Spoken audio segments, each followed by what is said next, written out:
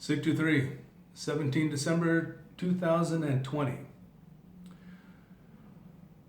During a speech on Wednesday, not yesterday, but the other day, Secretary of State Mike Pompeo criticized schools for self-censoring out of fear of offending China. And he said, so many of our colleges are bought by Beijing. Quote, to influence American students as well, professors and administrators too. Look, they know that left-leaning college campuses are rife with anti-Americanism and present easy targets for their anti-American messaging. That's why they planted Confucius Institutes on our campuses. Look, it's why there are groups on campuses called Chinese Students and Scholars Associations here too. They're directed and almost always funded by the Chinese embassy or a local Chinese consulate.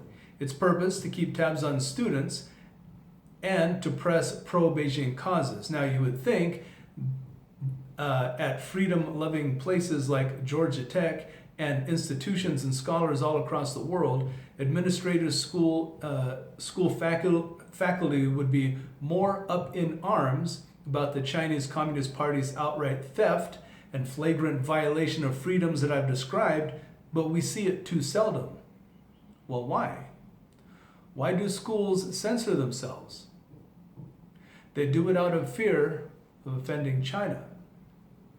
And I must say that yielding to the objection of hurt feelings plays right into the Chinese Communist Party's hands. They watch America closely.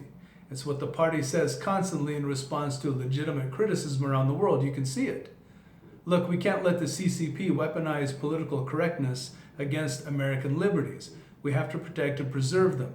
Fraudulent cries of racism or xenophobia should never drown out a candid exposure of the activities of the Chinese Communist Party.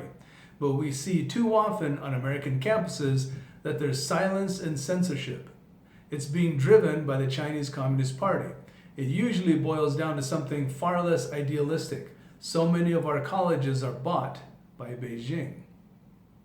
The U.S. Department of Education over the last years has found that schools have taken an estimated $1.3 billion from China since 2013.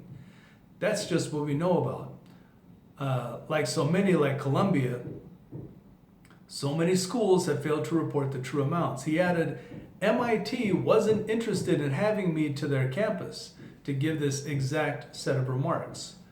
President Raphael Rafe implied that my arguments might insult their ethnic Chinese students and professors. But of course, nothing could be further from the truth.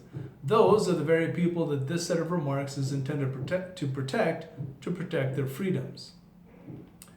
It's from Wikipedia, the October Revolution. Events came to a head in the fall as the directorate, led by the left-wing Socialist Revolutionary Party, controlled the government. The left-wing Bolsheviks were deeply unhappy with the government and began spreading calls for a military uprising.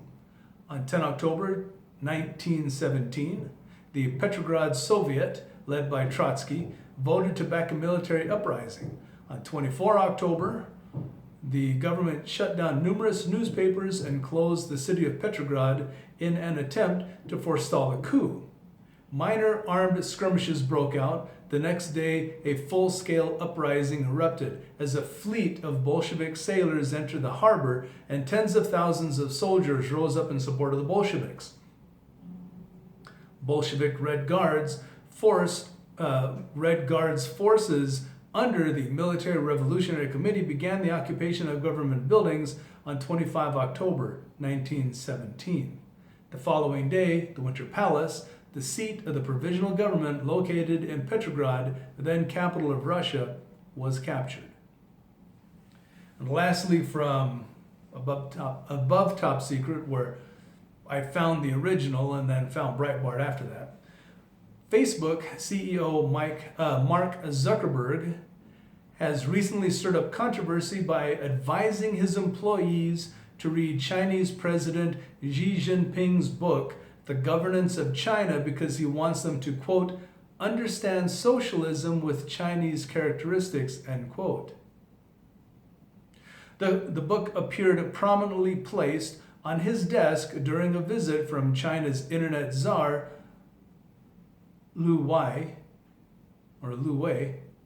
W-E-I. I'll get the pronunciations correct.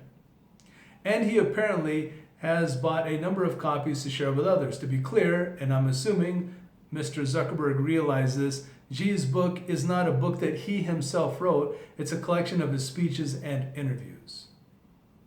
For the free publicity he's providing a Chinese leader, Zuckerberg has been widely condemned on the Chinese internet. Given Zuckerberg's position as the CEO of one of America's leading technology firms, it's worth exploring whether such criticism is deserved. And I will be leaving links below. That's it for the news.